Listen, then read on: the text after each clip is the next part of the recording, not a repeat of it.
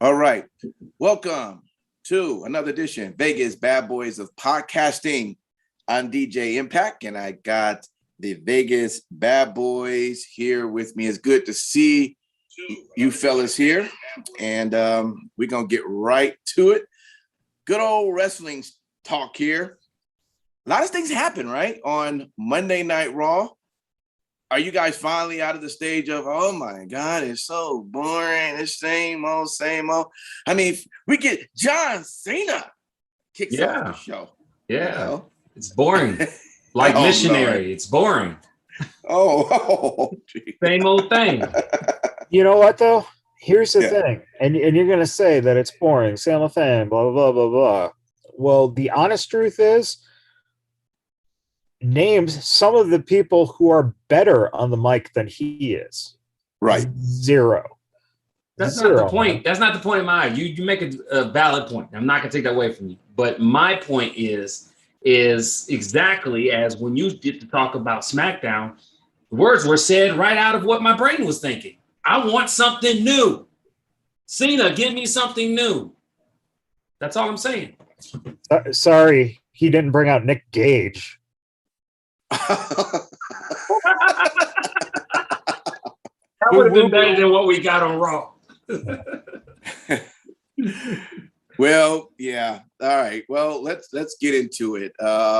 What does you guys take on Raw?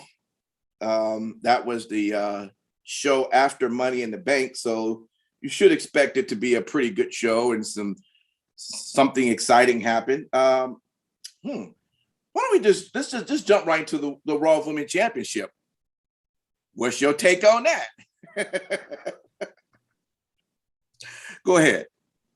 Drop the ASH. Anybody shocked? Come on, don't say you knew that was going to happen. Yes. We knew it was going to happen. Okay. No, I said it right here on the show last week, right after Money in the Bank. I said that Nikki Ash would be the first woman to lose her title opportunity. And clearly I was proven wrong, but I have the humility to be able to come out in here and say I was wrong.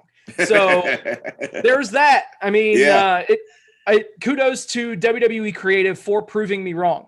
I legit thought that they were going to just have her come out, cash in, and, get squashed. But it's awesome the way that everything panned out. I was completely on board with it. Great move by them. Great. Just well executed.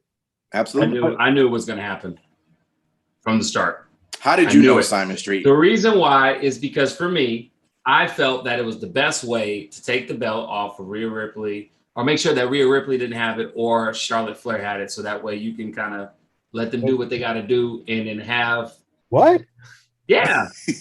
But Charlotte already won the belt the night before. She had the belt, but I'm saying the way it went down on Raw, the money briefcase was cashed in. Now you have freaking Ash the Wonder Woman, on there and shit. So, I mean, at the end of the day, it's like now you have somebody on there. You already know what kind of storyline she's going to be in with who? Alexa Bliss. So, I mean, at the end of the day, it just made sense. It just seemed like, connect the fucking two dots. Okay. Okay. But I'm not gonna lie though. I will say this. I did not like how it finished. Come on. Top rope crossbody. Hey man, welcome back to the 80s, bruh. Come on, for real? Like that's all it took. I didn't see Charlotte go through tables. I didn't see her box her own goddamn off the top rope. Some like backflip. I didn't see her get her ass wrecked. Wake the fuck up. But they already see that's the thing. That was the genius of it. They already set it up by Ripley taking her to that limit where she was already fucked up enough for Nikki to cash in. The interesting thing is, I believe that last week I fucking threw a weird they might even put the belt on her or something just to throw her everywhere. Yeah, I think I said that, and it's like, so thank you, Uncle Bruce, and I hope everything's going okay. No, seriously, Bruce had apparently at there's a family emergency that was going on, so Sure. we just wish him the best. Yeah. But if anyone's listening, and I'm sure some ears are, we'll chalk that one up to us. The interesting thing is now where that fits in.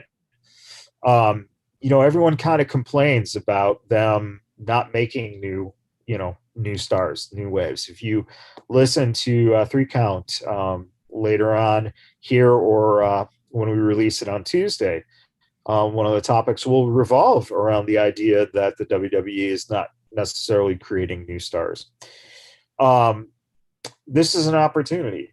They're giving her last shot. I truly believe that. It's ironic as fuck that once again you release her husband.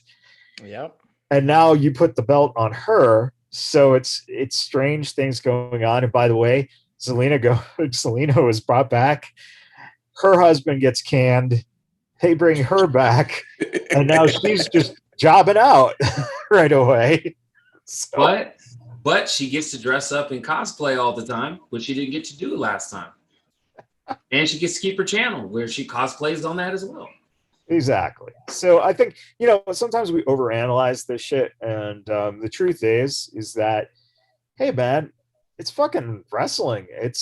Why not throw it on Nikki? Because if you look at the stream of women who have had the championship, we got Ripley, we got Charlotte, we got Bayley, we got Sasha, we got Becky, and we got Bianca, who threw a little flair into that. So through a little something new here. Why not? We'll see. At least they gave her Ash and not SHIT, the superhero in training, like they did with Rosie. With Rosie. Yeah, Rosie. I remember that. Right. Now, That's hilarious.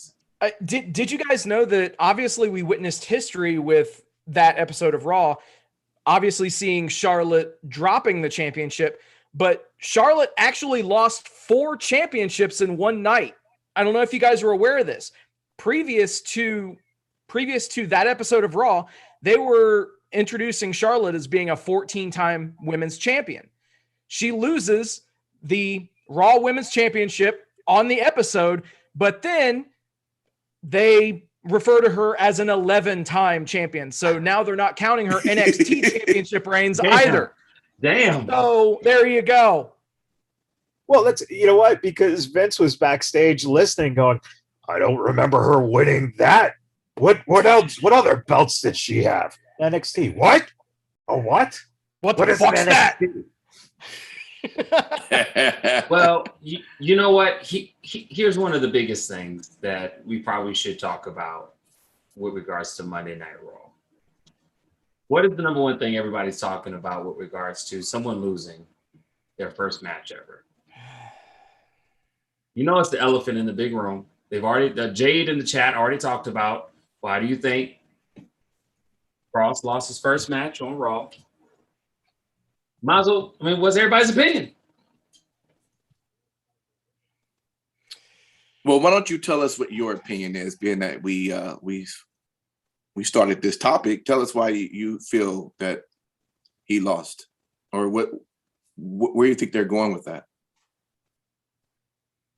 To be completely honest with you, him losing, there has to be something to it. It can't just be because he came up to NXT. I don't even think that Vince McMahon in creative is that dense in the head, to drop that. But I do think it's what the reaction is going to be for the following Monday, which is going to be the telling story. That's just my opinion.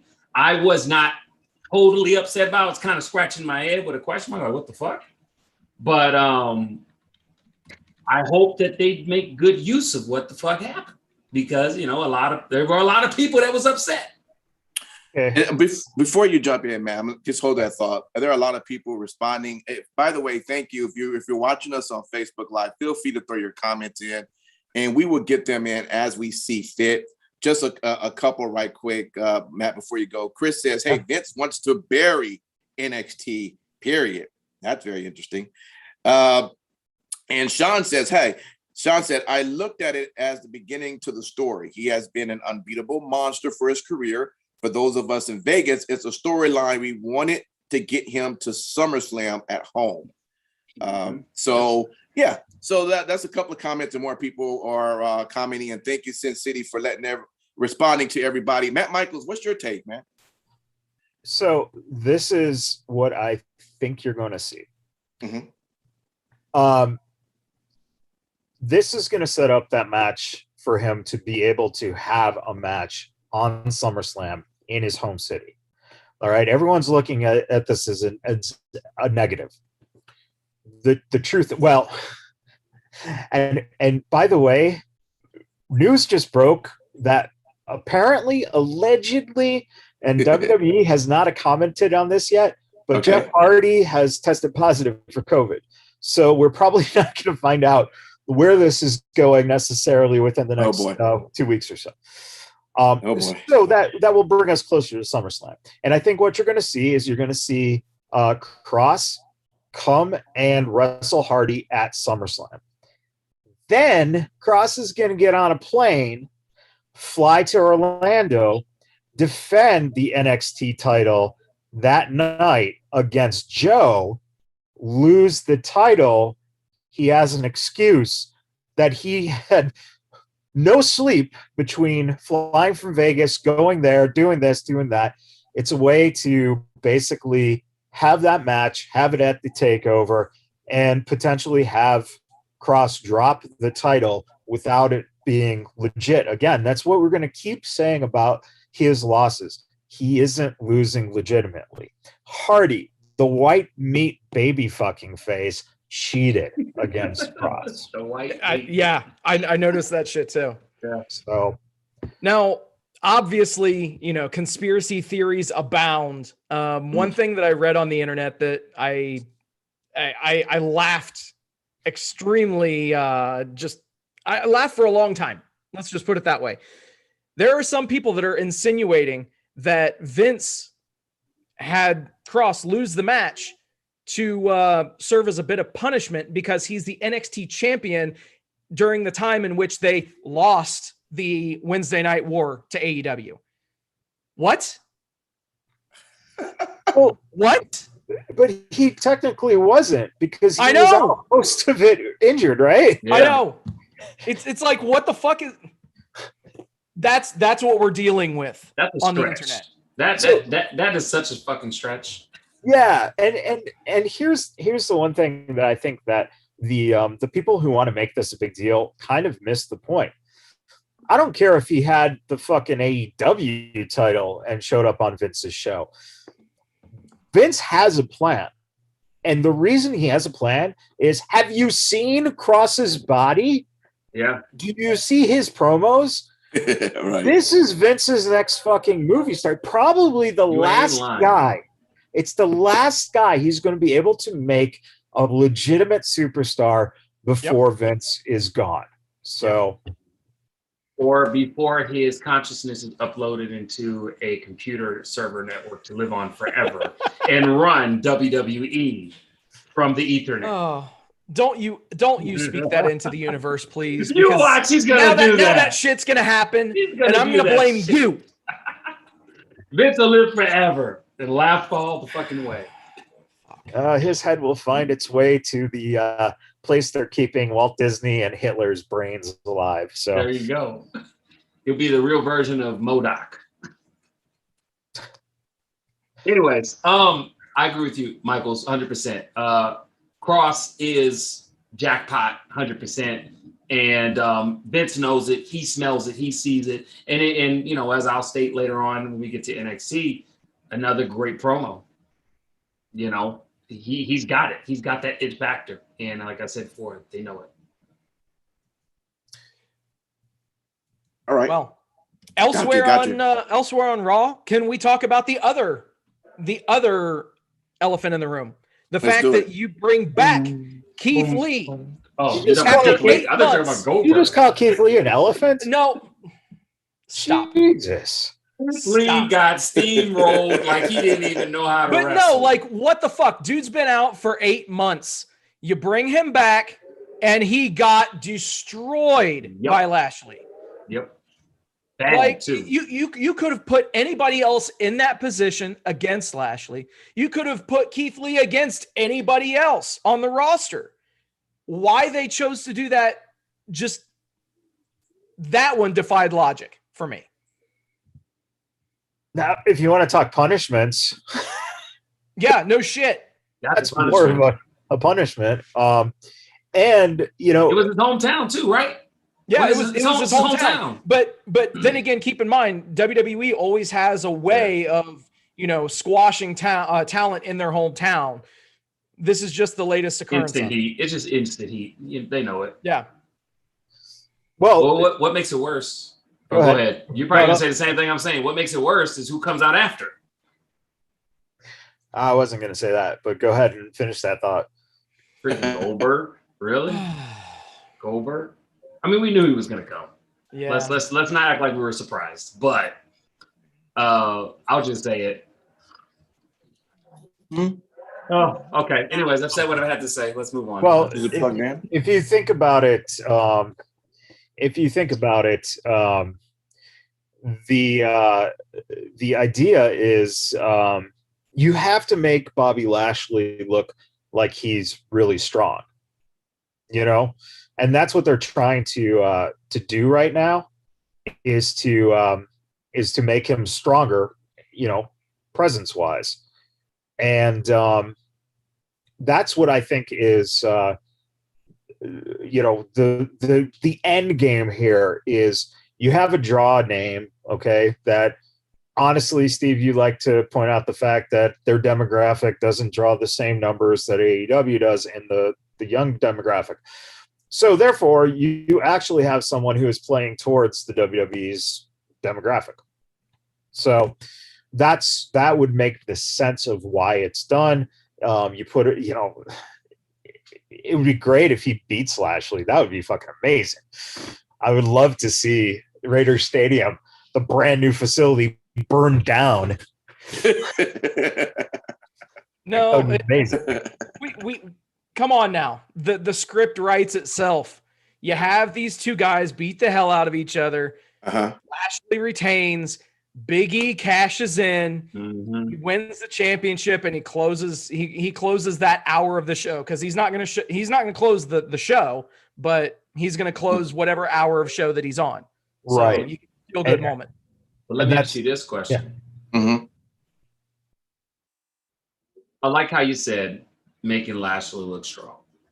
My question is, making Lashley look strong for what? For who?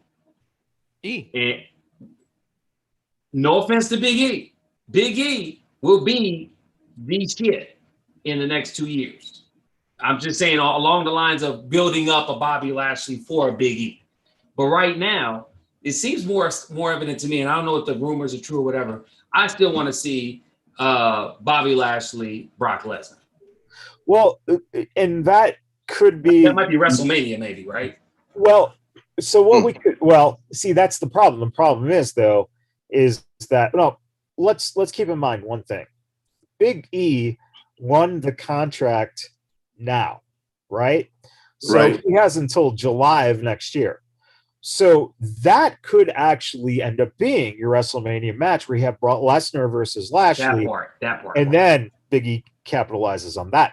However, I think that if you don't have Big E cash in at SummerSlam, you basically either have Lesnar's music hit and have him come out and kind of stare down Lashley, or you do it kind of UFC style, have him sitting in the front row watching the match, eating some popcorn, and then, you know, have Lashley point him out afterwards, and, you know, and have Lesnar laugh and eat some popcorn. And Bruce, again, I really hope everything's going well with the family, but if you are listening to this, please use that idea. If I see Brock Lesnar eating popcorn in the front row at SummerSlam, I know that feeling me.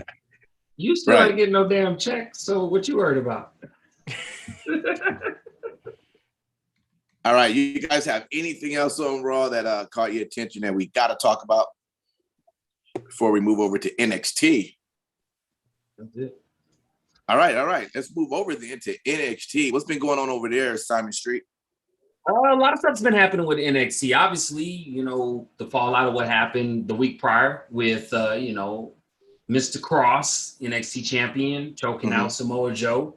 Samoa Joe, patiently throughout the whole goddamn show, he looked like how everybody else was, impatiently waiting for their stimulus check. He was, every time they went back, I was just laughing. And the funny thing is, my daughter's watching this with me. She said, why is he breathing hard? I said, because he's pissed off. He won't whoop somebody's ass. So, you know, that was kind of going on. I mean, obviously, some stuff of the show that what I'm really finding interesting, is really entertaining me, is the continuation of LA Knight literally just literally wiping his ass with Cameron Grimes. It's very entertaining. It's very entertaining. I thought that last week was entertaining. This week was even more entertaining. You know, other things that's funny too that NXT is doing, a lot of stuff that's going on with the way the family meeting that happened. They even put like you know, what you call it, Indy put on her Instagram, and she paused it just right. She said, you know, if he wants to kiss Loomis, then he can kiss Loomis. And he goes, what? And just kept replaying. I was bust out laughing because, I mean, it's these little things that NXT is doing that is exciting, because you got action, you got matches up that's going on, you got the huge feud between Legado Fantasma and his group, and then with you know, I was gonna say Murder Inc. With Hit Row. And it's good though. It's good, and you know, it's a lot of action, but they're putting it in there to where like you're getting sprinkles of humor. And again, NXT is just operating really, really good. But what I really do like is one particular is the tournament that's going on with. I'll make sure I said the name correctly because I did fuck it up last week. With the breakout tournament, because I called it tournament breakout tournament. We got to see Odyssey Jones versus Andre Chase. Now, I wasn't familiar with Andre Chase at all. They did mention, I guess he did wrestle in New Japan. Were you familiar with him, Sin City Steve, outside of all that? Because I've never heard of him. No. He came out. He probably worked prelims and did he? Okay. That kind of stuff. But yeah, I was unfamiliar with him. But I mean, he came out, and I'm not gonna lie, because they did a promo before with both of them, and I was more looking at Odyssey Jones, big dude, big ass dude. Basically looked like shades of Sexual Chocolate, Mark Henry, back in the day, like for real, like for real. Their match was really good, and surprisingly enough, Andre Chase had the goods. I mean, he looked really good in the ring, and I was just like, I'm liking this breakout tournament this year. So far, it's the second match. It was very entertaining. A lot of the new talent looks promising. I'm not going to lie. It looked like they kind of botched a little bit on the outside. Andre Chase had launched himself outside of the ring. Odyssey grabbed him, but he almost like he was falling on his neck. I was like, he dropped him on his fucking head, dude. Yeah, he did. No, I think he turned his head in, tucked his head in just barely. But it looked like he hit him right on his head. Anyways, on the outside, so that was a scary moment. He's out. I'm pretty sure he's okay. But anyways, Andre ended up winning the match. I liked how he was, again, a big man, but was very athletic. Very athletic. We'll see where both of them go. I mean, I'm, like I said, excited. Another cool thing was Xia Li and Raquel Gonzalez. We already knew it was going to happen. We already knew it was going to happen. But did you see the move that Raquel did off the top rope? It was like she was doing like a body, and she twisted her body last minute and pulled all of her weight on her back. She needs to put that in her repertoire. I think that's the first time she did that move. You're talking about the final move that she ended up. That she injured Xia Li with. Injured Xia? What was it? Yes, use that move and injure everybody. Yeah, because that you're talking about a near mishap. And boy, she came down so hard to the point where, you know, Raquel, she had to sell her injury. Yeah, because she was out on the outside. Yeah. Xia might be missing some time. Hopefully she's not injured that bad, but it's a great move. There's no doubt. It looked amazing. It looked amazing. They should have just let her get the pinfall after that move, honestly. And then, like you said, work that into her moveset. It looked great, honestly. I would say definitely as a signature to build up, because she does her one arm basically modified slam, over her shoulders. I don't know what the official name is, but I'm saying like that go ahead. The only problem with it is that the potential of more of the women's division getting hurt is very possible. And that's just because Raquel is a big woman and not, she is solid fucking. There's a lot of muscles on that back. Oh, it's amazing. A lot of muscles. She could crunch like a walnut, I swear, in the small of her back. She got so many muscles. And by the way, if anyone doesn't know out there, NXT had to tape the next couple of weeks because of the fact that the Olympics are going on. So if you don't like spoilers, try avoiding the dirt sheets and the internet for 2 weeks or so, because there are some storylines that are being given away right now out there, and we're not going to give them away. But just be aware of that. Definitely. The only thing that I will, the only thing I will tell you is obviously the ending. I mean, I think that's what we all kind of want to talk about. What happened with Cross. I mean, obviously, right at the end of the show, because as the women got done with their match, I'm like, okay, what's the conclusion with Joe? All right, I'm seeing the time bar, and there's only like literally 7 minutes. The fuck's going on? And then finally, Cross comes out, obviously said his spiel and everything. I was wondering why Joe was running out a little quickly before he finished and everything. But, I mean, that's going to be interesting. Obviously, Cross says I can be where I want, when I want. So that makes me to believe we'll probably see Joe on another show, which is cool. Obviously, Raw sets up to boost more viewership on Tuesday for NXT. That just seems like the logical choice. Super happy about it. Regal got hurt. That means Joe can do what the fuck you want.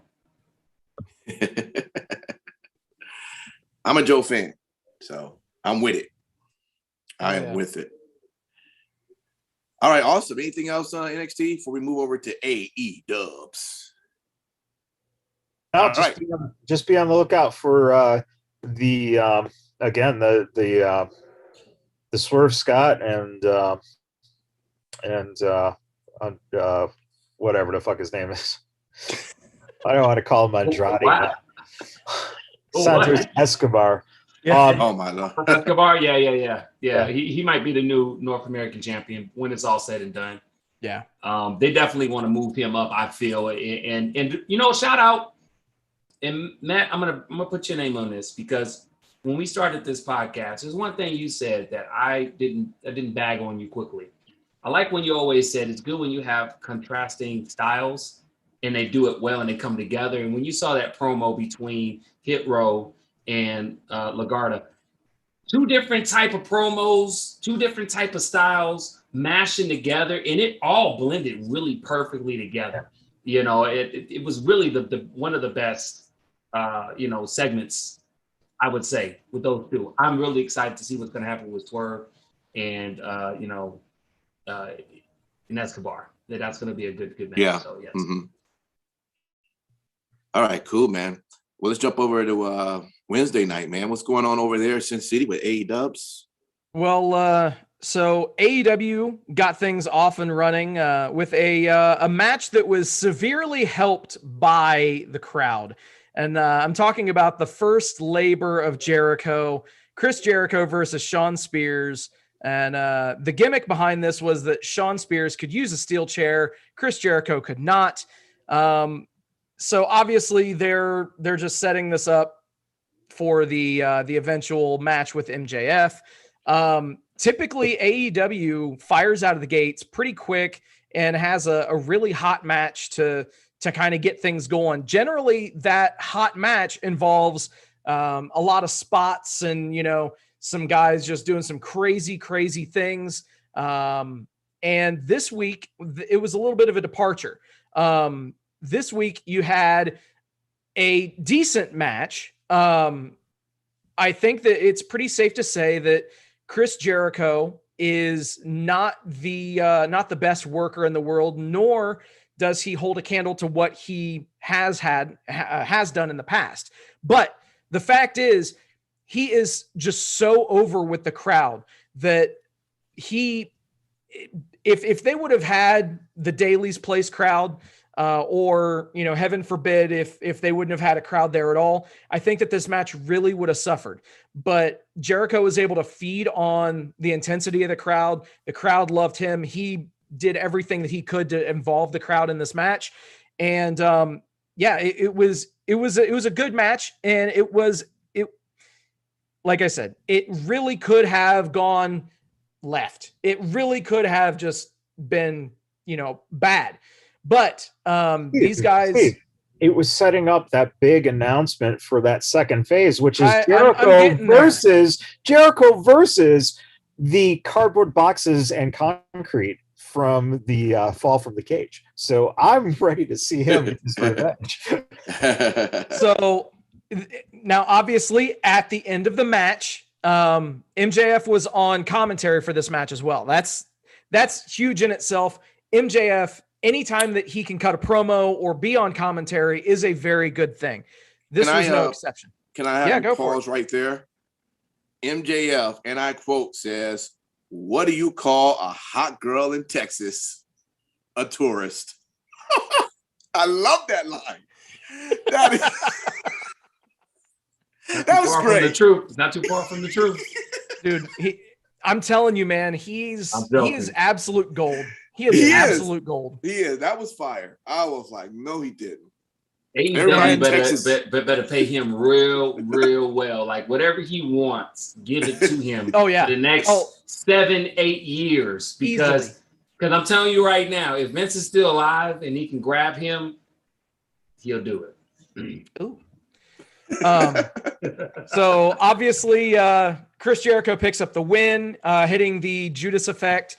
And after the match, it was announced that next week, in the second labor of Jericho, it will be Chris Jericho, not versus a member of the Pinnacle, but versus a man who robbed a bank without a mask, versus a man who stabbed his opponent in the jugular, and a man who literally died in a fucking death match and was resuscitated and wanted to go back out and resume the match, Nick fucking Gage, who incidentally just lost his GCW World Heavyweight Championship to Matt fucking Cardona. Yes. Oh, wow. The woo guy. Woo. And by the way, if you haven't seen any of the clips or the footage, Matt, dude, shame on you. Absolutely nuclear heat. Absolutely nuclear heat. Here's Zack Ryder, a guy comes into GCW, complete outsider, first night in the company, is the antithesis of everything that Game Changer Wrestling is for a lot of those fans, and he walks out with their fucking championship. Now, Matt Cardona went through glass, went through light tubes being etched into his face, buckets of blood, the whole deal. Now, why am I bringing all this up? I'm bringing this up because if you're not familiar with Nick Gage, obviously he's not going to be able to do all of this shit, but he did show up with a pizza cutter in his hand, and we'll see just how far they want to test the limits of TNT's programming next week as Nick Gage goes against Chris Jericho. Well, Javon in the chat said that Chris will win. So, we know that. We know that. But seriously, dude, but if you really want to go back and listen to the reaction, and the reaction is exactly how it should have been. Who the fuck is this guy? And the people who popped for him are the people who hate everything anyway. So that's going to be the problem.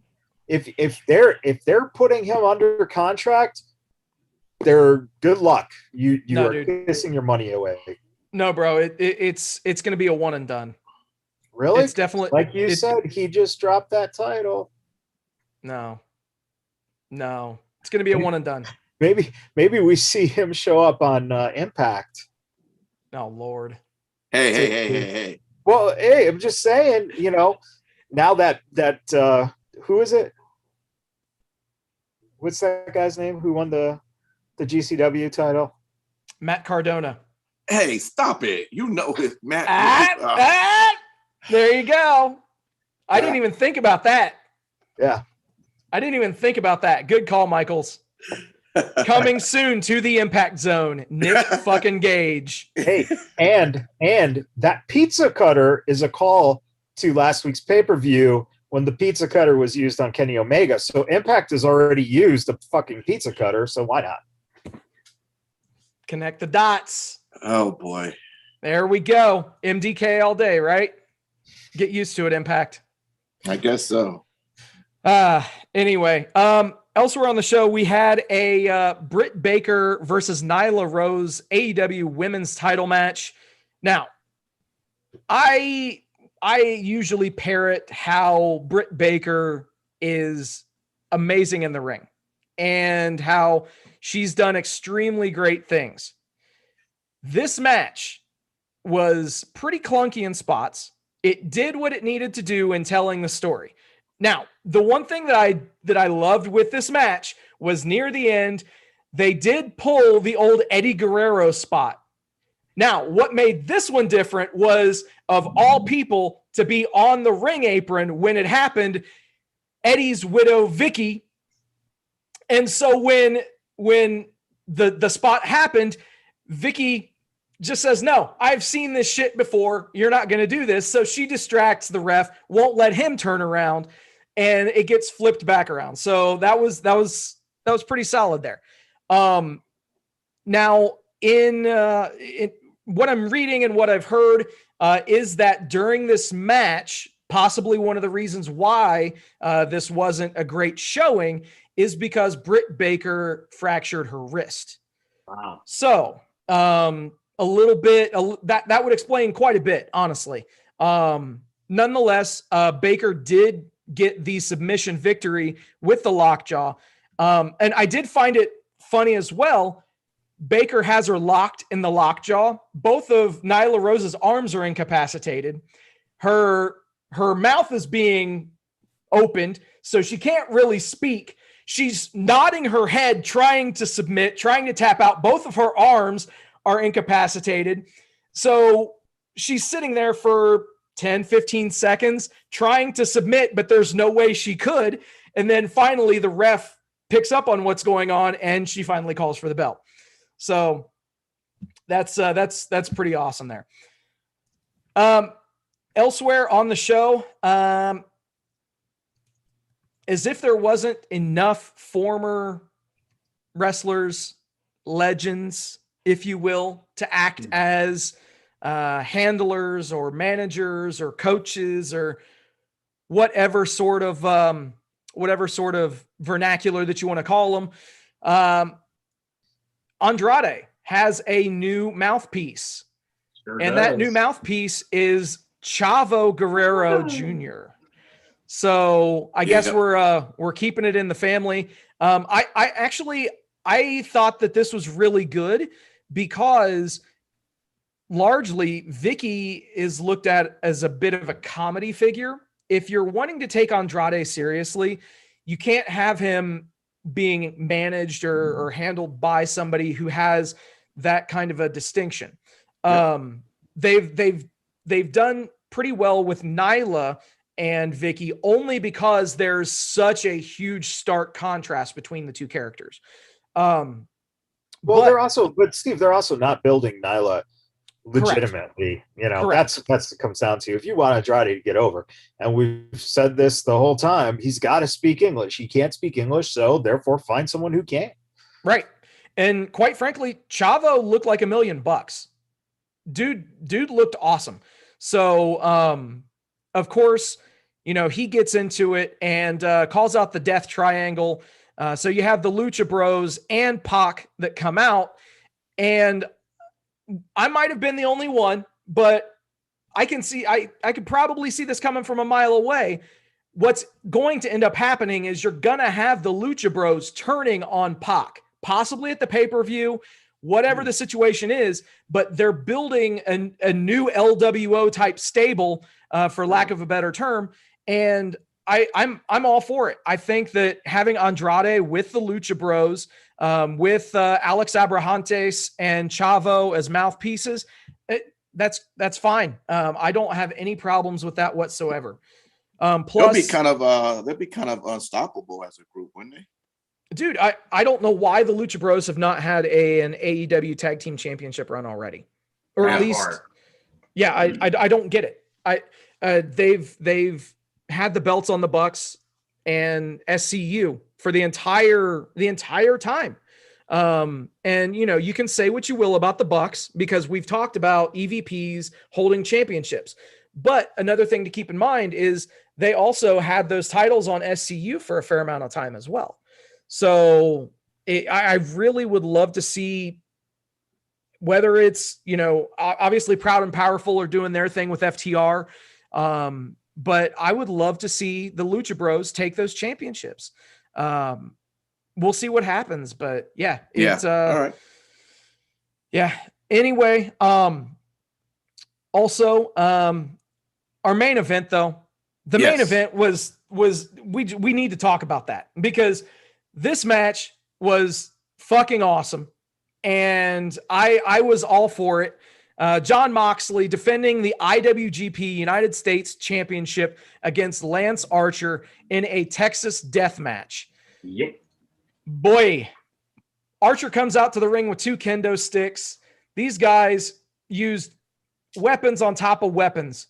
I mean, they used a fork, they used tables, they used barbed wire panels. It was pretty fucking hardcore. And again, I know, Michaels, I'm going to preemptively get you on this. You're going to mention, oh, well, here's more bloodletting from AEW. But I think that realistically speaking, this was a blood feud. The precedent was set when Archer lost the championship to Moxley in a Texas death match. So in essence, this is Archer getting his win back in a match that Moxley is, I don't want to say known for, but almost playing to Moxley's strengths. Sure. And that's fine. The problem is that now this coming week, we have Nick Gage versus Chris Jericho, same fucking match. That's their problem. Hey, guess what? Save it for a fucking pay-per-view even, but don't continuously give it week after week because what's going to eventually happen? It's going to catch up with them. And people then are going to stop watching because now it's not violent enough. Do you guys remember the Attitude Era? Yep. It's exactly what happened. Yeah. I'm not going to lie. Like, I do agree with that in that perspective because that was the one match of AEW that I really did pay closely attention to. And I was thinking this should have been on a pay-per-view. Yeah. Because it was that good of a match. Completely. Now, it is what it is. Of course, this allows Moxley to take some time off to, spend some time with Renee and his daughter. So, not if they're blowing away here in this wind. Hey, man, you never know. Just to let everyone know who's watching, if you do lose us, it is like fucking monsoon wind going on. It is literally thunder and lightning out here where I'm at. Yeah, right on cue, Simon. So anyway, Archer picks up the win in a bloody brawl in about 14 minutes after choke slamming Jon Moxley off of the ring apron through 2 tables with 2 barbed wire panels on top of those tables. And Moxley could not answer the 10 count. So Lance Archer, your new IWGP United States champion. And immediately, right on cue, they cut away to him earlier on in the night that obviously he's going to be the number 1 contender for this championship. But the Bullet Club's Hikuleo will be going against Lance Archer for the U.S. championship. You almost have to wonder if they're just using Archer as a transitional champion for a week because you have Hikuleo who showed up, and the announcers made mention of the fact that he is about 3 to 4 inches taller than Archer, who's about 6'8". Mm-hmm. So he's bigger, he's younger, and they really put Hikuleo over as someone that could, end the reign of Lance Archer already. So we'll see what happens, but I think that was a very, very solid end to a very solid episode of Dynamite, and kudos to these guys. We briefly touch on numbers this week. AEW 1.15 million viewers, and every single segment on the show had more than 1 million eyes on it. Wow, that's awesome. Yeah, thanks, Sin City. And and I knew that was going to be the case. I mean, come on. The only thing that AEW was missing during the pandemic was its audience. Once that audience come into play, it's they're back on it. They all that 600 and 700,000. I guess in many ways, and maybe you could say the same for a lot of the other wrestling promotions, but I know specifically for AEW, the fans are connected to the live events of the show. So with that happening, it brings them out, it gets them excited. All the towns that they're coming to, getting excited, getting the tickets. Now they're watching again. It's not a big shock. I kind of knew exactly that was going to happen when we were looking at those numbers. And again, that might be the same for WWE as well. But I definitely knew that was going to be the case for AEW. So, good for them. Good for them.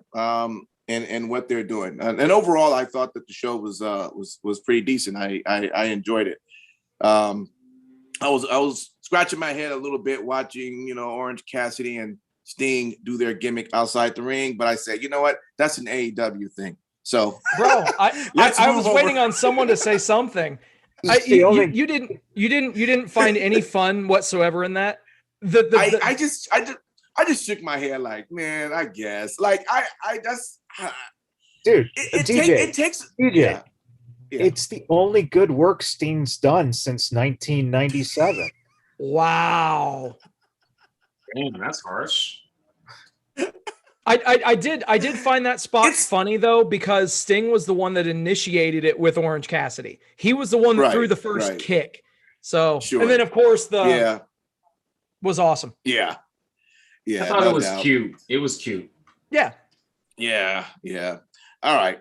Let's move over to that's the real wrestling fan show is AEW. So just saying, it's not sports entertainment, it's real wrestling. Hey, let's move over to real wrestling now, over to Impact Wrestling. Oh wow. If you say so. For real. The real place where you can't even hold on to any belts. Well, anyways, we're going to eventually get them back. Just give us a year. Okay, so coming after Slammiversary, this is great. They start the show with Rohit and Chris Bay. Man, you got to love anytime you hear any of the guys from the X Division, you just got to know you're going to get a good match, okay? And let me tell you guys, Rohit, I mean, he's been on another level just since his whole breakup with his tag team partner, and he's been solo.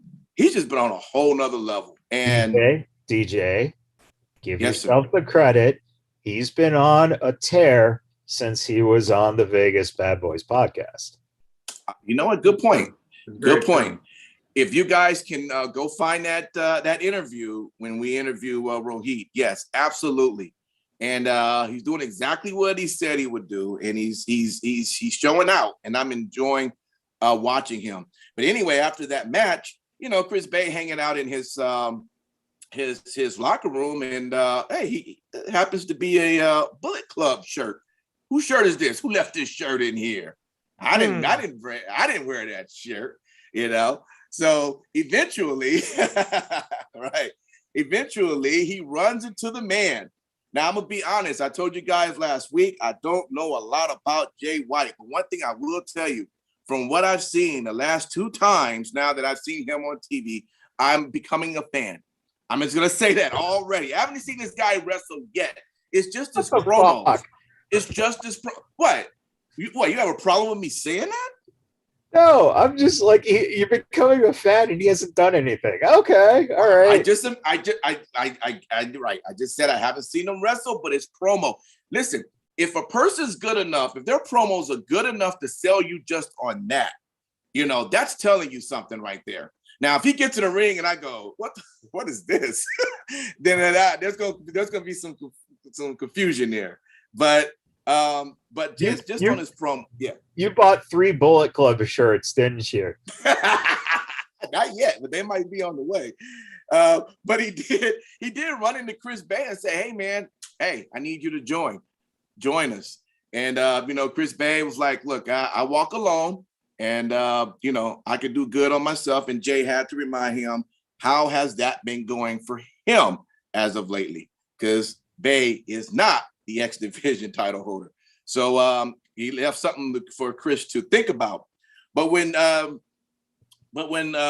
Jay White came to the ring later on during the show, he said that he wanted to confront this person the most.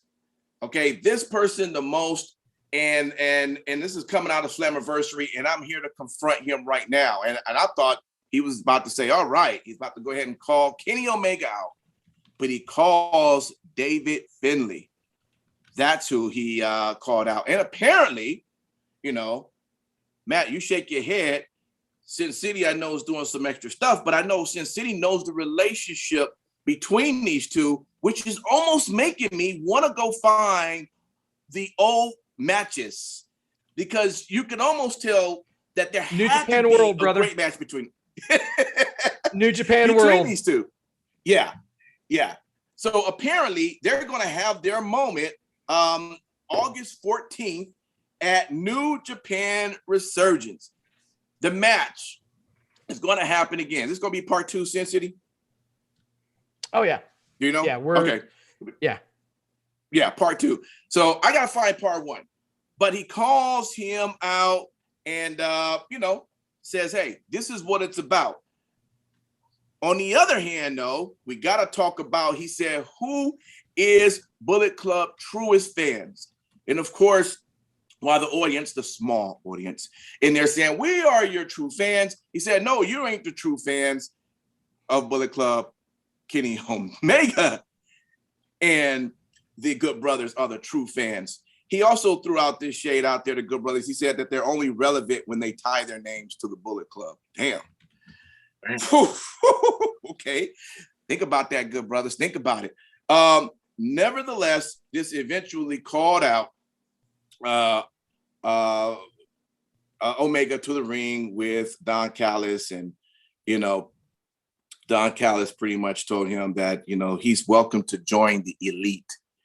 And of course, Jay White just laughs at that, because he had just previously denied their applications to being a part of the Bullet Club. Apparently what this is becoming is the old Bullet Club versus the new Bullet Club. That's the way it's coming. Matt Michaels is not feeling it. He's shaking his head right now. Because you're talking about something that the fan base, who you barely have, might know something about. You don't have a champion. You're relying on New Japan talent. What the fuck is Impact there for now? Just get rid of it. Impact is a staging ground. It's a staging ground for everything that is not included their titles. Well, I will say this: if the whole AEW and Impact collab, as far as I'm concerned, has been trash. But, and sorry, you're gonna hear all these types of noises because the emergency broadcast is sending out, "Get the hell out! There's a storm coming!" So get the hell out of Kansas. Get the hell out of Kansas. Yeah. Grab your dodo. But nevertheless, what I think they are doing with. Question. Huh? Simon Street, did you just say Cracker Dojo? What did you say? I said get the hell out of Kansas. Grab your Toto. God Okay, damn, man. I man. thought you were calling Dorothy a cracker. Well, I mean, sometimes you got to call Beaver a Beaver. So, I'm just saying. Kansas. I just want to say that I think that at least the Impact collab with New Japan, to me, seems to be going a little bit more successful than what's happening with AEW. They're just doing the same. They've infused it right into Kenny Omega and fucking the Bullet Club, or the Good Brothers or whatever.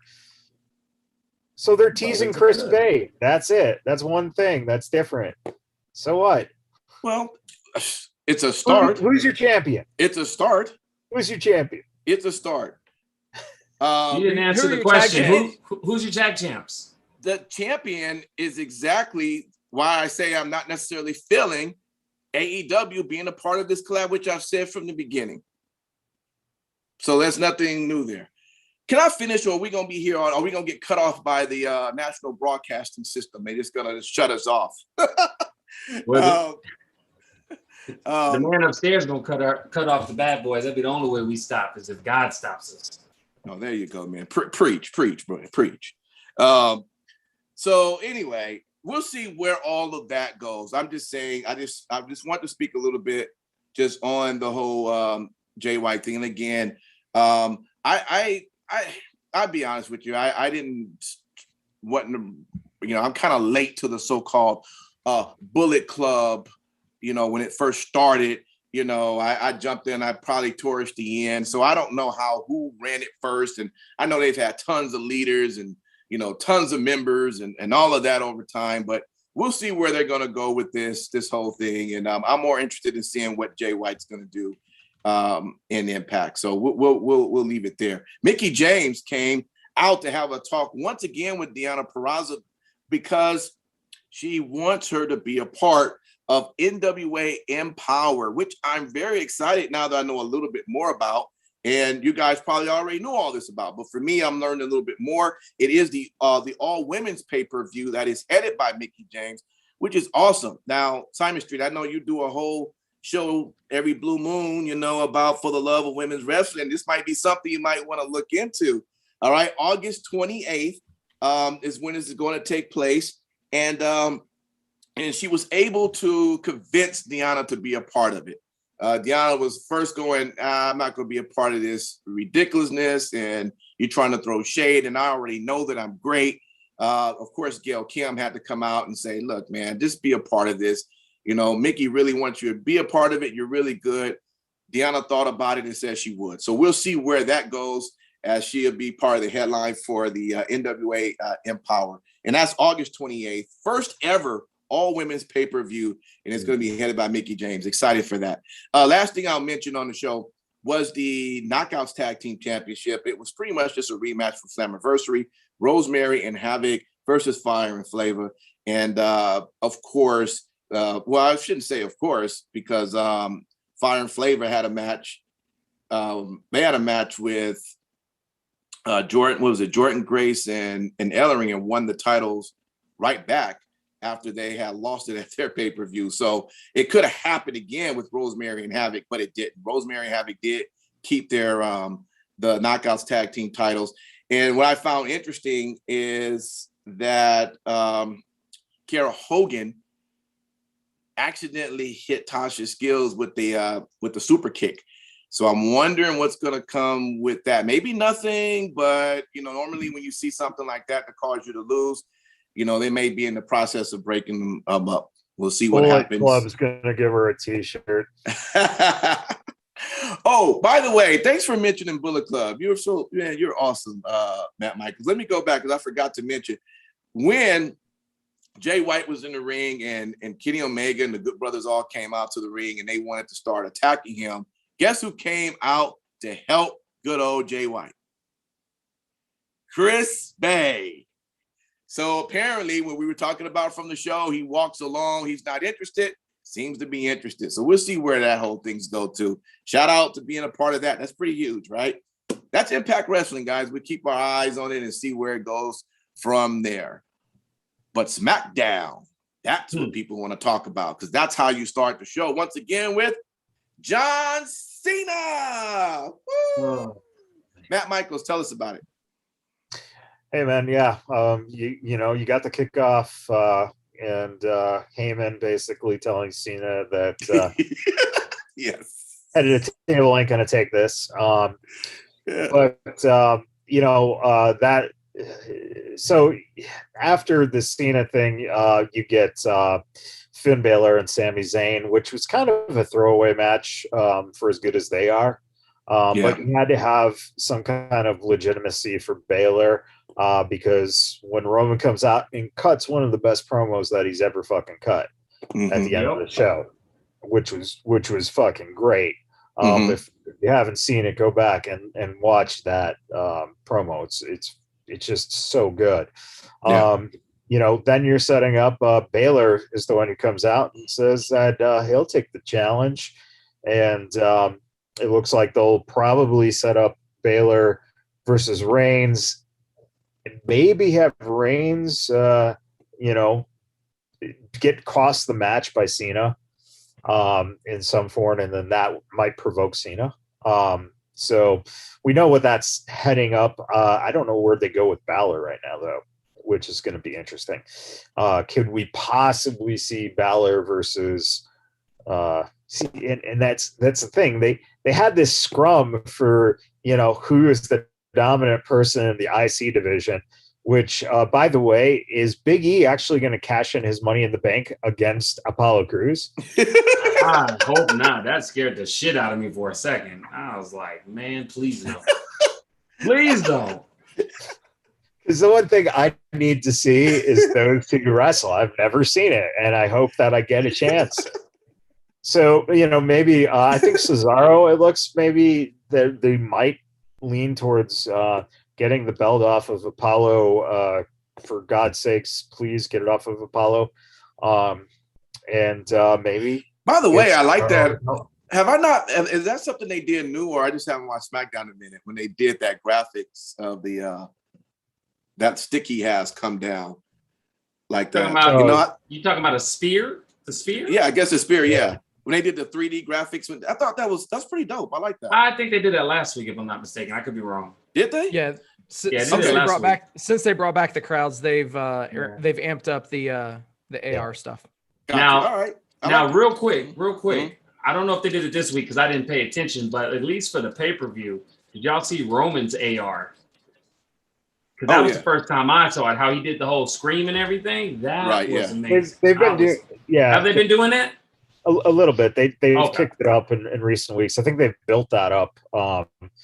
So yeah, I think the first time, even when they were in front of the first live crowd, they did that.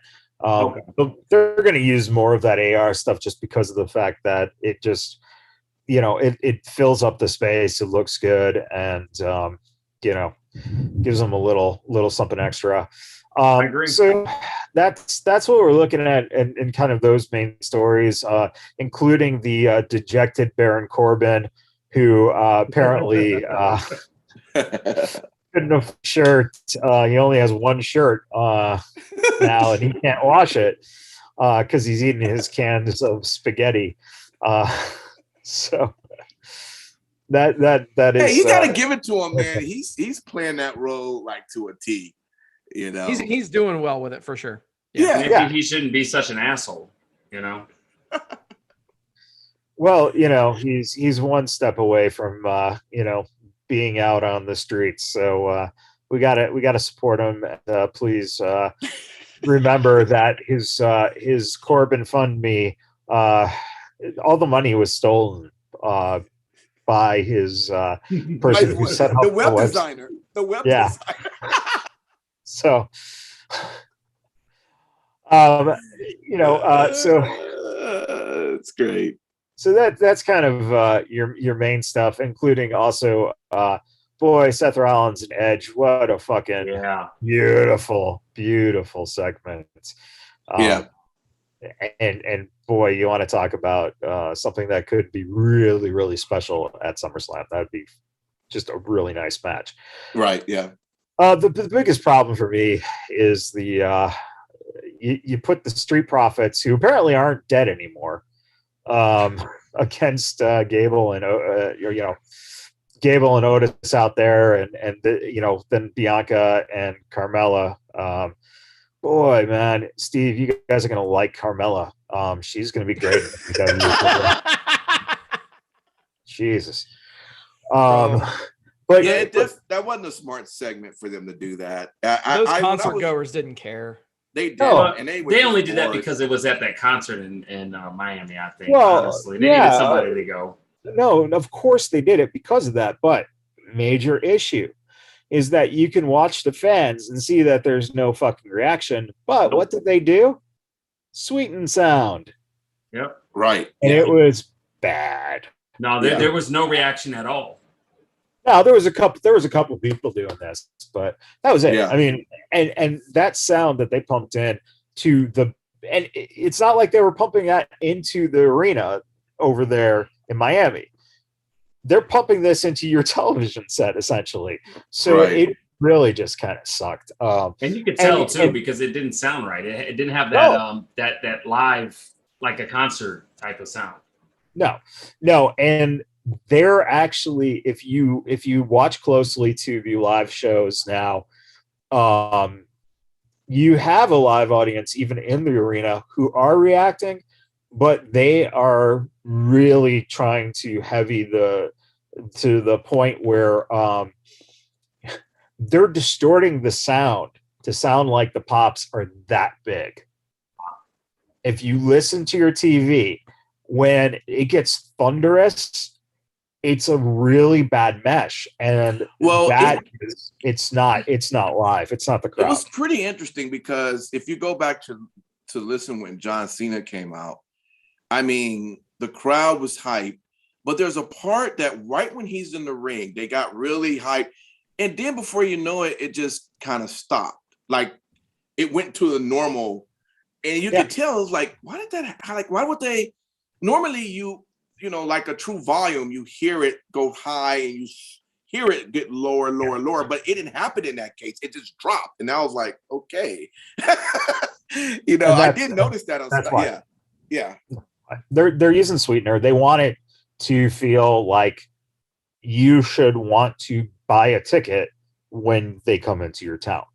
And that's what they're doing. They're compensating. So, that's something that really they really have to figure out, because that really just it makes it look and not only makes it look bad, but also just from a perspective of when you're watching on your TV and your TV is not taking that sound well, and so then you're fussing with the show, lowering it, bringing it back up and lowering it. It's just like, dude, I don't need any work. I'm watching wrestling, man. That I need, my brain is so turned off by that point, especially on a Friday night watching SmackDown, for God's sakes.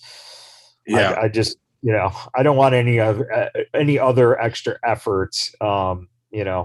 So yeah, that was the thing, but overall it was, it's a show that's moving in the setup direction for SummerSlam. I think that we're about to see some of these final matches between people like Carmella and Bianca. I got a feeling after SummerSlam, probably around October, maybe we'll see another round of layoffs. That's my guess. And by the way, I'm not saying that I want Carmella to get fired. I don't want Carmella and Bianca to be an every week thing like what Big E and Apollo have been. Mm-hmm. So yeah. So there you go. Cool, man. Thanks for that. We're gonna go just right over to New Japan. I didn't really watch any Ring of Honor. I'm not even sure if they did anything. If you guys are more familiar with it, you can speak on it, but I didn't catch it, and I'll make sure that next week I'll have a better update as to of what's going on. But with that, let's jump over to New Japan, which apparently they just had an event. The the Grand Slam? Yeah, the Wrestle Grand Slam at Tokyo. What? I was just reading that in the LA Times. They have a headline that says, with Olympic seats empty, the hottest ticket in Tokyo is not the Summer Games, but pro wrestling. Yeah.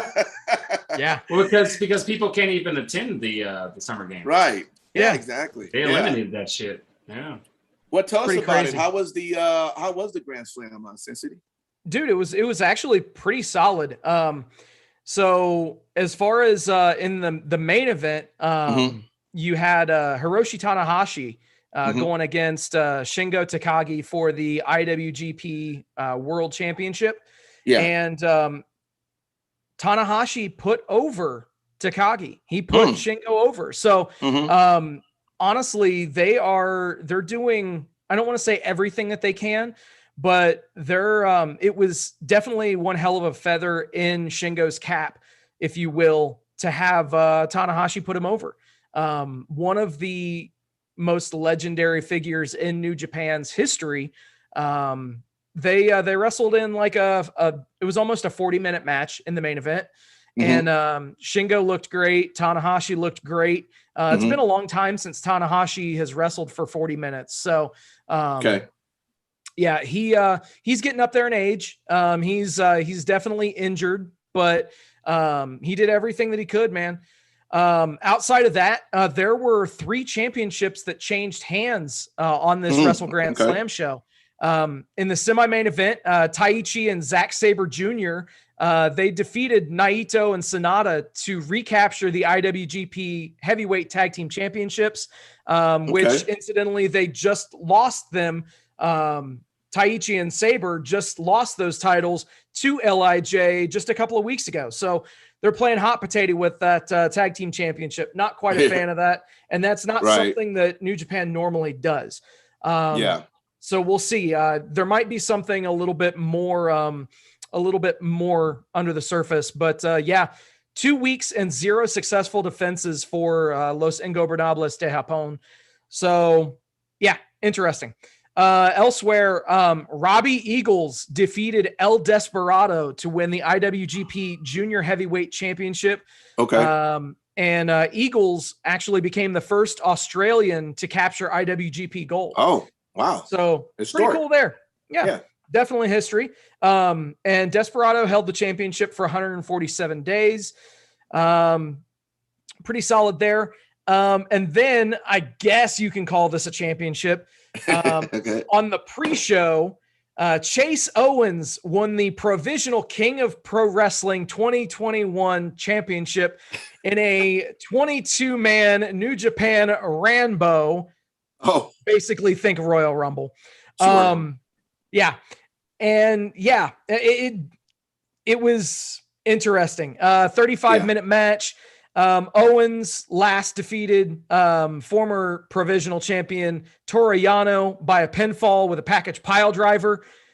Pretty interesting that they gave that a guy with the name of Owens is using a package pile driver. That's another story for another day. But it's interesting because obviously Yano has been synonymous with the KOPW championship, and it's basically been looked at as a joke championship. Yano, he's not going to go in there and put it on a 5-star classic. He is a comedy wrestler. So it's been this kind of running gag for him to hold a championship that is known as the King of Pro Wrestling. He held it all of 2020. And he held it all of 2021 so far. So yeah, hopefully they're abandoning that, and actually they're going to break away from it being a comedic title, and hopefully we'll get some legit championships and legit championship runs, championship matches out of that. Gotcha. But yeah, elsewhere, I mean, now the stage is set, and hopefully Kota Ibushi can get to feeling better, because this card definitely did miss him. Props to Tanahashi for stepping in and taking his place. But a lot of the New Japan fan base would love to have Ibushi back there in the main event scene. I can agree with that for sure. All right, cool. We did it, y'all. Wrestling talk. We got it all out. Since when you become an Ibushi fan? Do you just totally go on New Japan now? Take your Bullet Club, take your Ibushi, take your Jay White and Don't worry, Impact. I got your back. I've been down with Bullet Club since day one, brother. That's what I'm talking about. There we go. There we go. Oh, right. I'm sorry. Are we throwing this back now to the NWO, the real the collect? Of course, everything. Of course we are. Oh jeez. Yeah. Oh jeez. All right, y'all. Michael loves to spoil everything. Yeah, he's a party pooper. It's okay. We want to ask everybody to definitely keep listening. We always enjoy when you do listen. We do have some exciting news coming soon. SummerSlam is headed here to Las Vegas, Allegiant Stadium. It's going to be an exciting time during that weekend. A lot of things going to be happening. So please just stay tuned because we got a lot of info coming soon, and you're going to want to know all of that when it drops, okay? So, so with that, we'll leave it there. If you're watching us, thank you for watching. We're going to hop right into our 3 count next. But if you're listening to us, make sure you download Tuesday's podcast of 3 count. I mean, these are really good topics. I think that's going to really have you wanting to have your opinion heard and hear what these great guys have to say about each and one of these topics. All right. So until then, we will see you when we see you. Peace.